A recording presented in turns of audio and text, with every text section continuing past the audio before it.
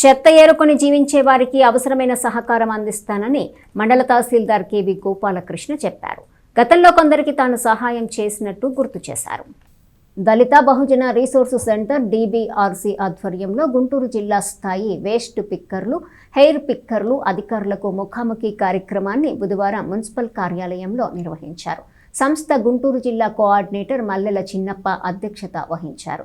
మండల తహసీల్దార్ కేవి గోపాలకృష్ణ మాట్లాడుతూ వేస్ట్ పిక్కర్లు, హెయిర్ పిక్కర్లకు ఆధార్ కార్డులు, రేషన్ కార్డులు, నివేశ స్థలాలకు సంబంధించిన సమస్యల పరిష్కారానికి సహకరిస్తానని హామీ ఇచ్చారు. ఎస్టీ యానాదులు వేస్ట్ పిక్కర్లు, హెయిర్ పిక్కర్లు కాలువగట్లపై కాలువల పక్కన నివసిస్తూ చెత్త, ప్లాస్టిక్ డబ్బాలు, వెంట్రుకలకు బూరలు అమ్ముకొని జీవించే వారికి జనన ధృవీకరణ పత్రం లేకపోవడంతో ఆధార్ కార్డు, రేషన్ కార్డు వంటివి రావటం లేదని చెప్పారు. మండలంలోని వివిధ ప్రదేశాల్లో నివసించే వారికి తాను సహకారం అందించినట్టు తెలిపారు. కటవరం కాల్వ కట్టపై నివసించే వారికి జగనన్న కాలనీలో కేటాయించిన ఇళ్లను గుర్తించి ఇప్పిస్తామని చెప్పారు. DBRC సంస్థ డిప్యూటీ డైరెక్టర్ ప్రోగ్రామ్స్ చుక్క శామ్యూల్ అనిల్ కుమార్ మాట్లాడుతూ వేస్ట్ పిక్కర్లు, హెయిర్ పిక్కర్లకు జీవనోపాధులు మెరుగుపరచడానికి వారికి ఆదాయం పెంపు కోసం తెల్ల సామాన్లు, 4 చక్రాల బండ్లు, బళ్లబండ్లు పంపిణీ చేసినట్టు తెలిపారు. విద్యా ఉపాధి అవకాశాలను కల్పించేందుకు తమ సంస్థ పనిచేస్తుందని తెలిపారు. ఈ కార్యక్రమంలో Tenali ICDS project CDPO Vijayagowri, APM Jayasri, Yesubabu, OLC centre టీచర్లు కృప, షాహీనా, హవీలా, వేస్ట్ పిక్కర్లు, హెయిర్ పిక్కర్లు 85 మంది పాల్గొన్నారు. ఈరోజు మన తెనాలి మున్సిపాలిటీలో రాష్ట్ర స్థాయి స్వచ్ఛంద సంస్థ NGO సంస్థ DBRC మరి వారు ఇక్కడ పేద ప్రజల్ని ఒక చోటకు చేర్చి అధికారులందరినీ ఇంటర్ఫేస్ చేసి మరి వాళ్ళకి ఏమేమి ప్రభుత్వ పథకాలు అందుతున్నాయి అనేది తెలియజెప్పాలని, అట్లాగే వారికి సంబంధించిన వివిధ అంశాలపైన అధికారులతో ముఖాముఖి కార్యక్రమంలాగా మరి డిప్యూటీ డైరెక్టర్ అనిల్ గారు చిన్న సిటిజన్ ఇంటర్ఫేస్ ఏర్పాటు చేశారు. నేను ముందుగా వారిని అభినందిస్తున్నా DBRC సంస్థని. ఈ క్రమంలో మరి ఇక్కడికి వచ్చిన వివిధ రకాలైనటువంటి ప్రజలతో చిన్నగా మనం ఇంటరాక్షన్ అయినప్పుడు అర్థమైంది ఏంటంటే వాళ్ళకి చాలా పలు రకాల సమస్యలు ఉన్నాయని అర్థమైంది. మరి ముఖ్యంగా ఆధార్ కార్డు లేదు. ఆధార్ కార్డు దిగాలి అంటేనేమో మరి దానికి ఇంకో లింక్ ఉంది. వాళ్ళకి డేట్ ఆఫ్ బర్త్ సర్టిఫికేట్ కావాలి. ఆధార్ కార్డు ఉంటే తప్ప రేషన్ కార్డు తీసుకునే పరిస్థితి లేదు.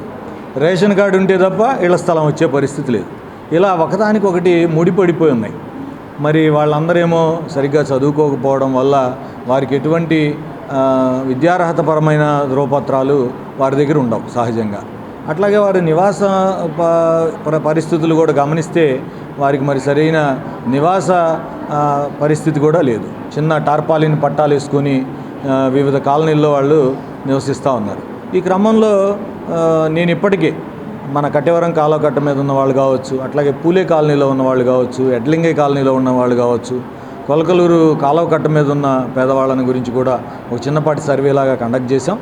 అర్థమైంది ఏంటంటే వాళ్ళకి డేట్ ఆఫ్ బర్త్ సర్టిఫికేట్ ఇప్పించగలిగితే వాళ్ళకి ఆటోమేటిక్గా ఆధార్ కార్డు వస్తుంది. ఆధార్ కార్డు వస్తే ఆటోమేటిక్గా రేషన్ కార్డు వస్తుంది. ఇవన్నీ ఉంటే ఇళ్ల స్థలం కూడా ఇవ్వడం ఈజీ అవుతుందని నాకు అర్థమైంది. ఈ క్రమంలో మనం కొలకలూరులో ఉన్న 40 కుటుంబాల్లో 18 మందికి 18 సంవత్సరాలు పైబడిన వారు విజయవాడ వెళ్ళి ఆధార్ దిగాలి. నేను VRO ద్వారా వాళ్ళకు ట్రాన్స్పోర్ట్ ఫెసిలిటీ అరేంజ్ చేసి మరి వారికి ఆధార్ దింపించే కార్యక్రమం చేశాం.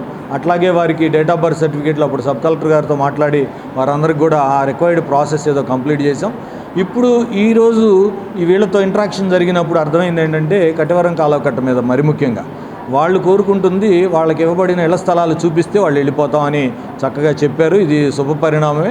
మరి వాళ్ళకి గతంలో సిరిపురం లేఅవుట్లో ఇవ్వబడింది. వారందరూ ఓకే అయితే త్వరలోనే మన సర్వేయర్ ద్వారా మరి అక్కడ సర్వే చేయించి వాళ్ళకి ఇవ్వబడిన స్థలాలు ఎక్కడో గుర్తించి అక్కడికి పంపించే ఏర్పాటు చేస్తాం. అట్లాగే వారికి కావాల్సిన ఆధార్ కార్డు, రైస్ కార్డు, మరి ముఖ్యంగా ఆరోగ్యశ్రీ కార్డు కూడా కావాలని అడిగారు. రైస్ కార్డే ఆరోగ్యశ్రీ కార్డు యాక్చువల్గా అయితే పేద ప్రజలు ఎక్కడికైనా వెళ్ళి ఫ్రీగా వైద్యం చేయించుకునే పరిస్థితి ఉంది. ఒకవేళ ఇంకా ప్రైవేటు వైద్యశాలలో కూడా మరి రిఫరల్ హాస్పిటల్లో వాళ్ళు వైద్యం చేయించుకోవాలి అనుకుంటే ఓ తహసీల్దార్గా ఆరోగ్యశ్రీ సర్టిఫికేట్ వీళ్ళు ఎలిజిబుల్ అని ఇచ్చే అవకాశం కూడా నా దగ్గర ఉంది. కాబట్టి ఈ పేద ప్రజలకి ఎటువంటి సర్టిఫికేట్లు కావాలన్నా నేను ఇస్తానని వారికి హామీ ఇచ్చాను. మరి ఈ సందర్భంగా ఇట్లాంటి కార్యక్రమాన్ని అరేంజ్ చేసిన DBRC ప్రతినిధులందరికీ కూడా హృదయపూర్వకంగా శుభాకాంక్షలు తెలియజేస్తున్నా. తెనాలిలో ఇట్లాంటి కార్యక్రమాలు మరికొన్ని కండక్ట్ చేసి పేద ప్రజలు ఎక్కడైతే ఉన్నారో వాళ్ళ జీవన స్థితిగతులు పెంపొందించేందుకు కృషి చేయాలని కూడా వారికి సూచించాను. ఈ కార్యక్రమంలో పాల్గొన్న మన అధికారులందరికీ కూడా ముఖ్యంగా ఈరోజు DBRC ఆధ్వర్యంలో ముఖాముఖి కార్యక్రమం ఏర్పాటు చేయడం జరిగింది. ముఖ్యంగా అధికారులకి కమ్యూనిటీ, ముఖ్యంగా మేము వేస్ట్ పిక్కర్స్, హెయిర్ పిక్కర్స్ మధ్య పనిచేస్తూ ఉన్నాం. వాళ్ళ మధ్య ఒక ముఖాముఖి కార్యక్రమం ఏర్పాటు చేయడం ద్వారా ఏదైతే సమస్యలని ప్రభుత్వ అధికారుల దృష్టికి తీసుకెళ్తే అవి పరిష్కరించడానికి అవకాశం ఉంటుందనే ఉద్దేశంతో ఈ కార్యక్రమం ఏర్పాటు చేయడం జరిగింది. దాంట్లో భాగంగా మన MRO గారు, తర్వాత MHO గారు, ఇంకా మిగతా అధికారులు ఎవరైతే వచ్చి ఉన్నారో, సో ఈ కమ్యూనిటీ ఇష్యూస్ చెప్పారండి. ముఖ్యంగా ఆధార్ లేకపోవటం, రేషన్ కార్డు లేకపోవటం, ఇళ్ళని లేకపోవటం, వీటన్నిటి గురించి సమస్యలు చెప్పినప్పుడు ఇమీడియట్గా MRO గారు ఇమీడియట్గా ఉండి నేను ఆధార్కు సంబంధించి ఈ పరిష్కారం ఇలా చేస్తాను, ఇమీడియట్గా నేను చేస్తానని చెప్పి సార్ ముందుకు రావడం చాలా ఆనందం కలిగించింది.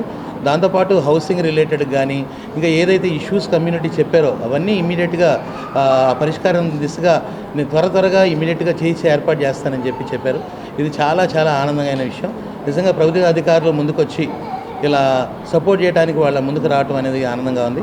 తర్వాత MHO గారు కూడా మున్సిపల్ కార్పొరేషన్లో ఏమైనా వేస్ట్ పిక్కర్స్కి కొంచెం పని ఏర్పాటు చేయండి సార్, ఇలా శానిటేషన్లో వాళ్ళ యొక్క భాగస్వామి ఉంటే బాగుంటుంది అని అడిగినప్పుడు 10 నుంచి 15 మంది వరకు ఎక్కడైతే అవకాశం ఉందో ఖచ్చితంగా ఈ వేస్ట్ పిక్కర్స్ని, హెయిర్ పిక్కర్స్ని ఈ పనిలో తీసుకోవడానికి మేము ప్రయత్నం చేస్తామని